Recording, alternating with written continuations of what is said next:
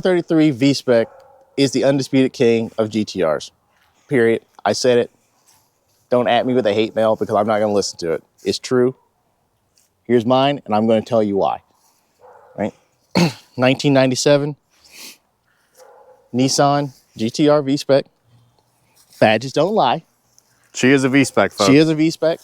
A real one, not just a badge. It's my first import. Imported myself, and I've had this car for about a year. Absolutely love it. Absolutely love it. Overall, she's stock, and she does everything I want it to do in a stock car, everything I need it to do. And the moddability is just through the roof, right? Yeah. Just everything I want. We got a little draggy video we're going to drop in just to see kind of what a stock VSpec, a car from the 90s, what it does, you know, compared to some stuff today. And it's pretty impressive, I got to say. We'll drop that down here in a sec. 30.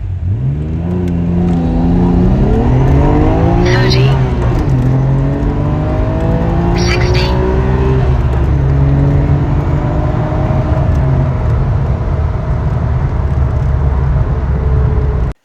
And let's get a quick walk around before we hop on the drive for this thing. So, like I said, I haven't done anything to it. How it looks is how it came.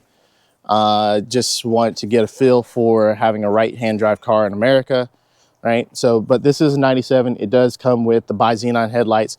This is right there at one of the last years. This is a Series 3 car in white. And honestly, to me, it looks good. It looks good. It looks good. I mean, from this angle, this is a fantastic looking car. Dude, okay, I mean, look, hot take for me, this thing is like the Japanese M3 E46, but better. That's a crazy take. But we love that. We all agree that it is a Japanese M3, and it's better. And it's better. I mean, it's not even comparable. No. No. But, all right, let's freaking hop onto the road test. You ready? Yeah, we're good. Cool, man.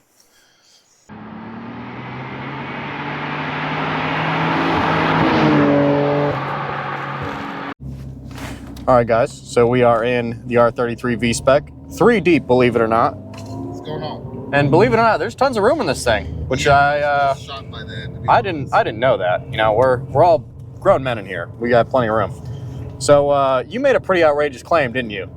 I don't think it's outrageous at all. I mean, I don't either, but some of you guys might agree that, I don't know, maybe you don't think the R33 is the undisputed king, but why do you think it is?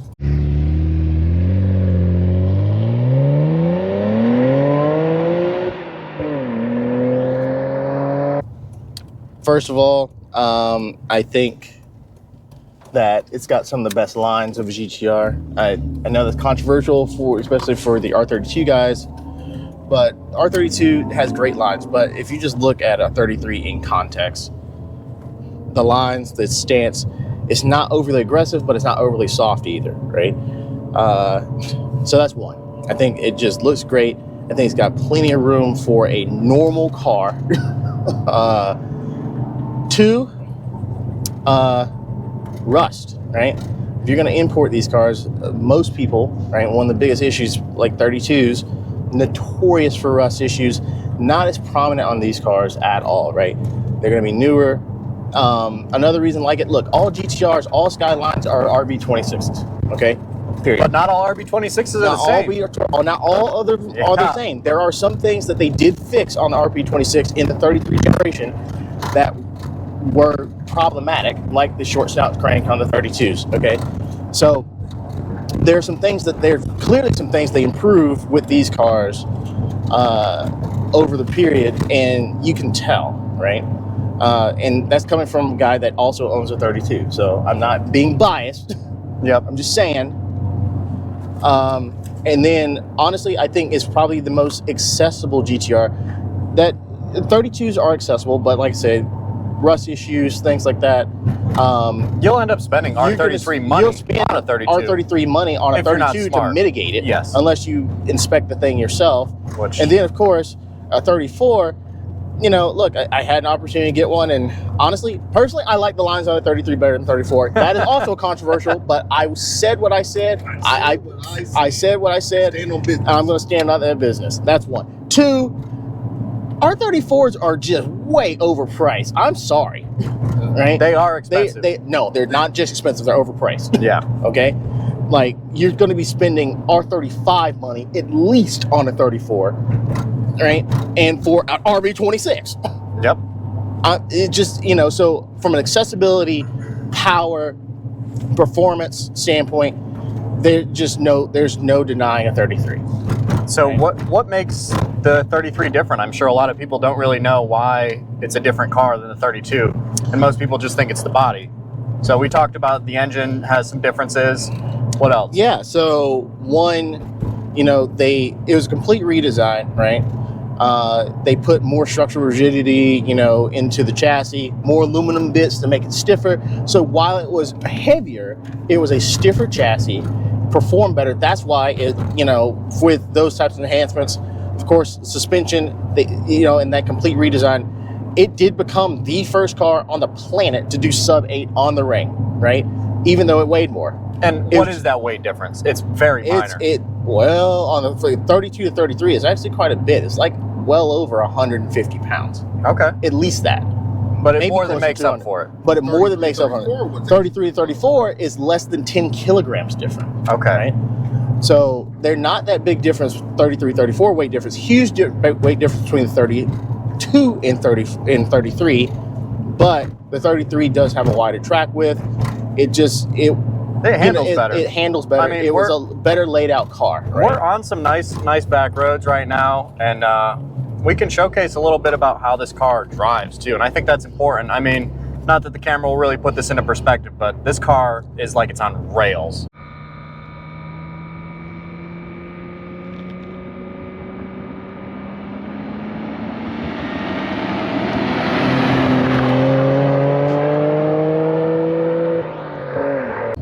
Yeah. For a car from 97, it's unreal. Yeah, so we're sitting on a square stance, 265 millimeter tires all the way around. Car stock, guys. It's 100% stock. And I'm going to tell you, first thing that I think you guys have noticed, look, it drives like a normal modern car, right? You know, sure, it's 30 years old, 20 something years old, but it still performs and drives like anything on the road today. No weird creaks or cracks or anything like that. Does everything I need to do. Have had zero hiccups with this car. Zero, right? This thing, from a steering input standpoint and a handling standpoint, it tells me, I think the feedback is excellent.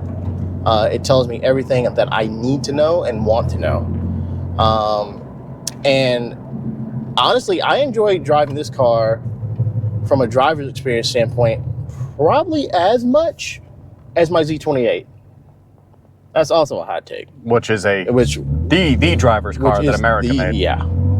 So, and that car is just nutty, which we may bring that one day. But this car just, I don't know, it gives me a sense of enjoyment. I don't feel cramped, but I also don't feel overly big, right, on the road. So I feel like I've got space to do what I want. Boost is a bit laggy, but it sounds good. It's fun. It's not like some crazy mystical thing either, right? I think some people like attend some mystical powers to GTRs and whatnot. I'm not going to say this thing is like crazy fast, but it is crazy fun. It is. Right? I mean, this is the most enjoyment you can have with the alleged 280 horsepower. Yeah, you know? Which is also like a bold-faced lie, but yes, whatever. But still, it's not like this is an 800 horsepower car, you know? Yeah. But it feels like just as fun as an 800 horsepower car. Yeah. And, you know, someone who's driven R32s, this is way cooler, honestly. Yeah. Way cooler, more fun, and it just feels better. It's more confidence inspiring. Jay, yes. You know, you had a hot take because before we all, you know, started doing this thing, you kind of, you know, were very biased to the R32. Yeah, and I mean, so the thing that most people, I think, have an issue with, and I was the same way, is I never spent a lot of time around an R33, so I never really got to appreciate it up close. And it's one of those things that takes time to really understand the lines. At first, it was just, oh, the R33 is so rounded, it looks kind of ugly. It has beautiful lines, and you just need to spend some time around it to understand them, you know? Yeah. You got to get to know her. So let's talk about the hate, right? Like, where did it all start? Yeah, that's a good story. We won't get too deep into it. So I think there was a handful of major events. It is all fake news, and I think it's one of those things that gets passed down, right? It's like how people love a Mark IV. Like everybody loves a Mark IV. It's like one of those things that gets passed down. But that's the movie car. That's exactly. That's so, the celebrity car. So let's talk about it, right? One, this was not. It didn't get the airtime and the movie time like some of its other cars. So it was kind of it's middle child syndrome, right? By the time the 33 came out, the race circuit that the GTR was in with the 32 had started dying out. It was just way too dominant. All the rules had changed, right? So you don't have the race pedigree anymore, even though the LM was a badass for the 33, right? So it wasn't able to participate as much as its older brother, one. Two, it didn't have the movie time, right? The only movie that you really saw it in was Fast and Furious with Leon's yellow Big Bird, which was a total background character. Yeah. Fun fact: it was actually supposed to be. Dan Lieberman actually talked about how it was supposed to be one of the lead cars, and because of how the movie script was written, it wasn't put as a lead. So it just didn't get the opportunity. That's one. Second instance or reason for the hate is the incident, the marketing incident with Keisuke Tsuchiya for Best Motoring when the car first came out. We'll put a link to that if you guys are interested in that story. But essentially, Keisuke Tsuchiya didn't like the setup of the car, right? It's not that he didn't like it. He liked it too much. He liked it too much versus the one that he actually got from Nissan. Nissan, he felt betrayed and just blasted them on media, right? This is back in the 90s, so that didn't help. And then the third instance is the infamous episode of Initial D where they just went and ripped this thing for no reason, which I purposely do avoid that episode of Initial D, to be honest. But everything, I can tell you, if you get your opinion from Initial D for these cars, it is completely wrong. I'm just telling you that right now, right? But notable times that people love these cars. Europeans love these cars. Mm-hmm. Absolutely love them. Jeremy Clarkson. Yeah. Jeremy Clarkson actually did an expose on Top Gear, right, in the 90s, talking about this car and compared it to a Ferrari. And that's a crazy claim, because back then, what was the price difference, you know? Oh, it's huge. Huge. It was huge. It was huge. And Jeremy Clarkson absolutely loved this car. So we'll put a link into the video if you guys want to see that. But there's instances, I think the storied hate mail of these cars outweighed actuality, right? So that's why. And I think it's now these cars, you can start importing them now. There's some in the States. They're getting more attainable than they're getting more attainable. So, and frankly, who doesn't love a good underdog story? Yeah. And for me, it is the car that I need it to be, and frankly, I will be getting another one.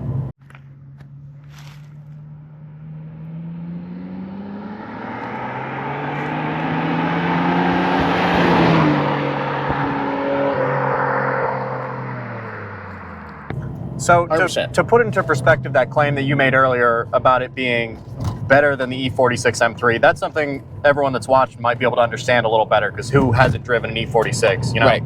So kind of compare it side by side. Why is that a comparable car? So, I know the answer, but honestly, I think you got straight six. Obviously, you're doing twin turbo versus naturally aspirated, but I think the way that the E46 has this super linear power is very predictable. It's got this wide muscular stance, right? I think muscle car is a phrase that most Americans are familiar with, but it's something that you don't typically attribute to cars outside the US. But I will say the way that an M3 looks, even the E36 and the 46, it's masculine, it's bulbous, right? Kind of bold on the road stance. I think the GTR hits that note perfectly, right?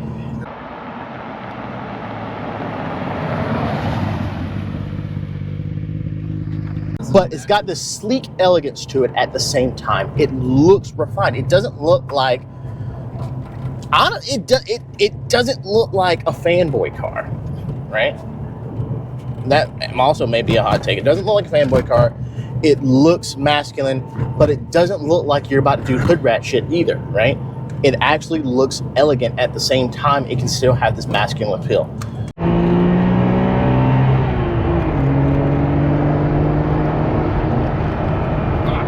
And with that, I also think it's got the power and the performance to back it up, which is why, and I think those are some of the high notes of the M3. I think this car matches that vibe perfectly.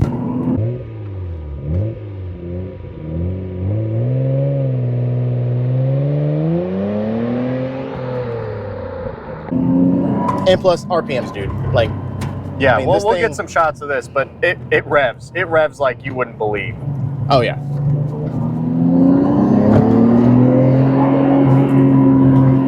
And it just keeps going for forever. Like it's on rails. Literally like it's on rails. And last thing we really got to hit on is, I mean, what's next for you in this car? What are our plans? We won't go too deep into it, but well, in typical Kaiju fashion, because I can't keep my grubby little engineering paws off of anything, this thing is due for a massive power upgrade, built engine power upgrade. Yep.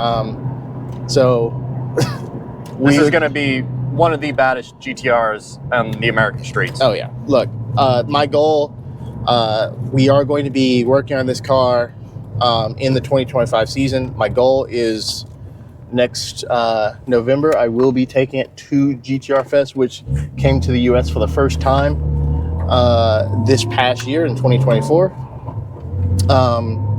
And that's my goal, is to take it there. So I had some buddies that went, and while GTR Fest was wildly successful, but one thing they noticed was there were a lot of imported, literally guys put cars on container ships to bring it to the GTR Fest in the US this year, right? So, or people from Canada came down and went to GTR Fest. So really I want to, bring kind of the American flair and actually American imported GTR that's modded to GTR Fest, which would be really fun. And also, not a lot of GTRs from Alabama, right? Let's get a second gear here. See what she sounds like.